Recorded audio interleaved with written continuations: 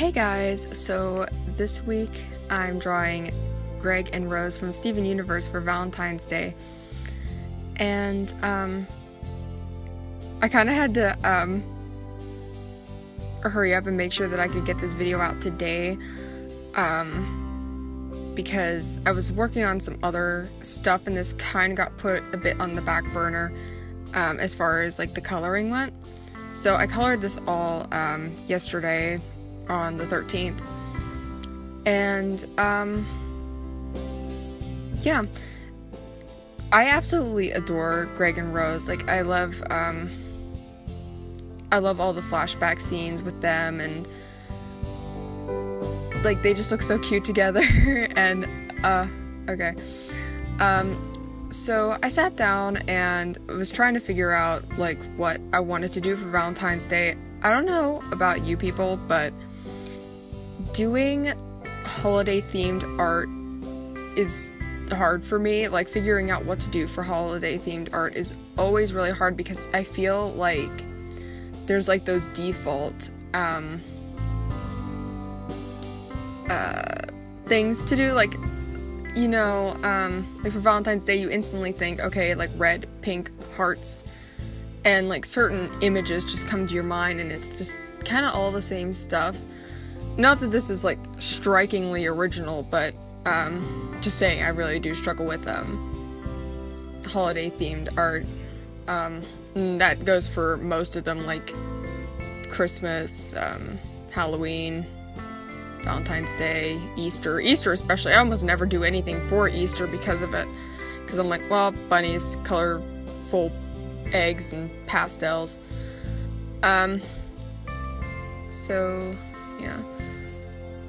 You don't know how good it felt to use my markers though. I haven't used my markers since I did the blue diamond piece, and that wasn't even really anything super proper. So it felt really good to use my markers again. It's kind of funny to me because before, I would say like that markers were my comfort medium, and they still technically are, but sometimes I'll chicken out a little bit and want to use watercolor instead of using Copics, which is kind of funny because it used to be the other way around. I used to chicken out of things I wanted to do with watercolor and just use markers instead. And I think that's just because with watercolor, it's a bit easier to fix mistakes, and you can just sort of mix up whatever color you want. Like, and with markers, if you don't have the right color, you're gonna have to substitute for something else, or just try to figure out how to make it work. So, also for Greg's skin, like his base skin color, I used one of the brush markers I have, like the Winsor & Newton brush markers I have, called Dusky Pink, and I was always afraid of using it as like a base tone because I thought it was too, I don't know how to call it, how to describe it. It's kind of like this, well, it's almost like exactly as the name implies, but it's very kind of pinky, like a cool kind of pink, but it actually works really well as a base tone. I was actually pretty surprised. I get kind of scared to try new skin colors as far as like the base. Like, normally I'll change it around whenever it comes to what to shade with, but normally like the base tones I'd normally get pretty tentative about switching it up, but I think it actually kind of fits his skin tone pretty closely in the show. So I didn't record it, but I put the strings and the frets with a ruler on the guitar, and I think I kind of screwed it up a little bit. It looks a little bit weird, but oh well.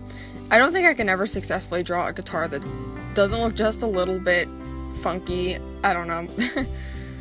And then Rose's dress, like the bottom two layers, I kind of screwed up on that too, mainly because I didn't have the right in-between color for that middle part of the dress, so the bottom and the middle are just a little too similar in color because I use the same marker. I always feel like I never have quite the right, no matter how many markers I have, I feel like I never have quite the right shade I need for certain things. Whenever I looked up reference of Rose, in some of the pictures she had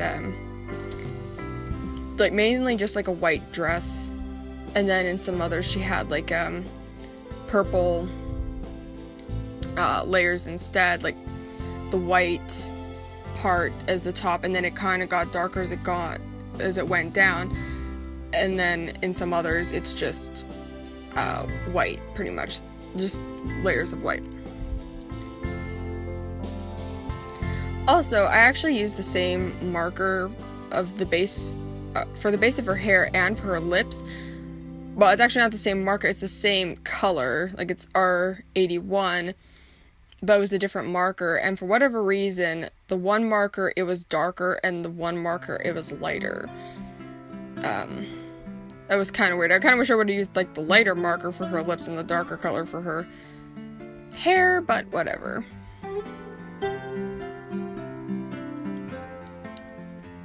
So, yeah, I kind of still wish it would have been something a little bit more interesting, but I do like how this piece turned out, so I'm not too upset about it.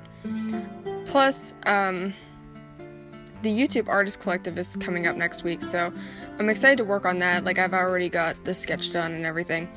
It's still something kind of simple, but I do like what I chose to do with it. And then I've got probably another sketchbook video coming up soon, and lots of exciting stuff. I'm actually really glad to be a little bit more,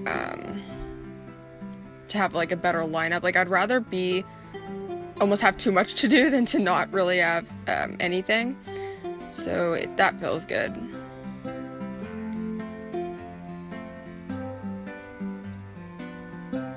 You can also kind of see I kind of let the texture of the marker show a little bit more on a lot of this than what I normally would. Normally I like my coloring to appear pretty smooth, which relatively speaking this is still pretty smooth, but like on his jeans and some other places you can still really see the texture of the markers. And I don't think that's a bad thing. I've seen some people who can really pull it off, like they use like the chisel tip, and it's, oh, okay, hold on one moment. I had to give him that bracelet because I messed up on the line art on his hand, and I made it that he had veins like on the wrong side, like the veins shouldn't be showing. So I had to put that bracelet there to cover it up. That's about it. So thanks for watching, and glad I was able to get this out on Valentine's Day. I'll see you next week. Bye.